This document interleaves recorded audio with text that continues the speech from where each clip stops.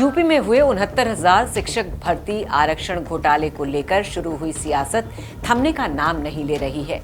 मामले में अब भीम आर्मी के चीफ और यूपी के नगीना से सांसद चंद्रशेखर आजाद और बसपा सुप्रीमो मायावती ने भी छलांग लगा दी है।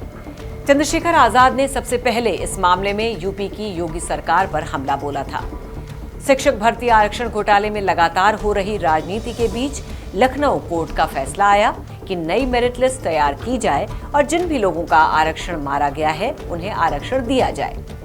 कोर्ट का ये फैसला सामने आते ही चंद्रशेखर आजाद इसे अपनी धमाकेदार जीत मानते हुए योगी सरकार पर हमलावर हो गए और उन्हें चेतावनी देने लगे।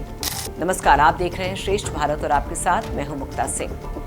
यूपी के शिक्षक भर्ती आरक्षण घोटाला मामले में चंद्रशेखर आजाद के बाद अब सपा सुप्रीमो मायावती ने भी अपनी पहली प्रतिक्रिया दी है।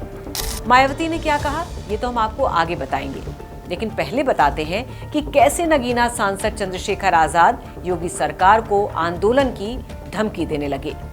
69,000 शिक्षक भर्ती आरक्षण घोटाले के पीड़ित अभ्यर्थियों के संघर्ष के साथ आजाद समाज पार्टी कंधे से कंधा मिलाकर खड़ी है। चाहे सड़क पर उतरकर आंदोलन हो, विधानसभा का घेराव हो या फिर इको गार्डन में रात भर धरना देना हो। मैंने कई रातें इन आंदोलनकारी छात्रों के बीच में बिताई है, इसलिए इनके दर्द को महसूस करते हुए सांसद बनने के बाद मैंने इस मुद्दे को पुरजोर तरीके से संसद में उठाया। लेकिन योगी सरकार लगातार नजरअंदाज करती रही, क्योंकि ये पिछड़े दलित वर्ग से जुड़ा मामला था। अब जब इस आरक्षण घोटाले को माननीय उच्च न्यायालय की लखनऊ खंडपीठ की डबल बेंच ने भी मान लिया है, तो योगी सरकार ने डैमेज कंट्रोल के तहत इस मामले में तेजी दिखाते हुए बैठक बुलाई है। हमारी पार्टी इस पूरे मामले पर नजदीक से नजर बनाए हुए है, इसलिए बैठक करते समय इस बात का जरूर ध्यान रखें कि इस बार पिछड़े दलित समाज के इन बच्चों के साथ कोई अन्याय न होने पाए। तो इस तरह से चंद्रशेखर आजाद ने ये साफ कर दिया कि अगर अब की बार दलित पिछड़ा वर्ग के छात्रों के भविष्य के साथ खिलवाड़ किया गया तो सरकार को गिराने तक उनका धरना प्रदर्शन जारी रहेगा। इसी के साथ बसपा सुप्रीमो ने भी आरक्षण को लेकर 21 अगस्त को होने वाले भारत बंद का समर्थन किया और ट्वीट करके लिखा, 1 अगस्त 2024 के सुप्रीम कोर्ट के फैसले के विरुद्ध SC/ST के पहले के आरक्षण की व्यवस्था को बहाल करने के लिए केंद्र सरकार संविधान संशोधन की कार्रवाई करे, जिसे लेकर इन वर्गों की तरफ से भारत बंद का आह्वान किया गया है। इसे बिना कोई हिंसा और शांतिपूर्ण करने की अपील है। इस तरह से मायावती ने भी कहीं न कहीं चंद्रशेखर आजाद का समर्थन और सरकार के खिलाफ मोर्चा खोल दिया है।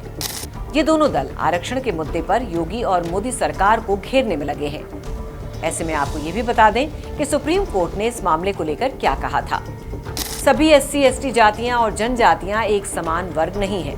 इनमें कुछ जातियां अधिक पिछड़ी हो सकती हैं, जैसे सीवर की सफाई और बुनकर का काम करने वाली दोनों जातियां SC में आती हैं, लेकिन इस जाति के लोग दूसरे वर्गों से ज्यादा पिछड़े हैं।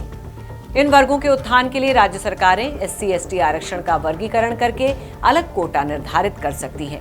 ऐसा करना संविधान के आर्टिकल 341 के खिलाफ नहीं है। सुप्रीम कोर्ट ने कोटे में कोटा निर्धारित करने के फैसले के साथ राज्यों को जरूरी हिदायत भी दी और कहा कि राज्य सरकारें मन मर्जी से ये फैसले नहीं ले सकती हैं। अब आपको बताते चले कि क्या है ये पूरा मामला और क्यों 21 अगस्त को भारत बंद किया गया।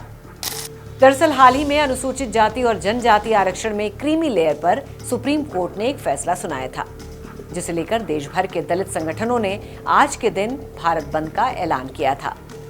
इस बंद को कांग्रेस, बसपा जैसी कई बड़ी पार्टियों ने अपना समर्थन भी दिया। भारत बंद बुलाने वाले दलित संगठनों की मांग है कि सुप्रीम कोर्ट कोटे में कोटा वाला अपना फैसला वापस ले और इस पर विचार करे।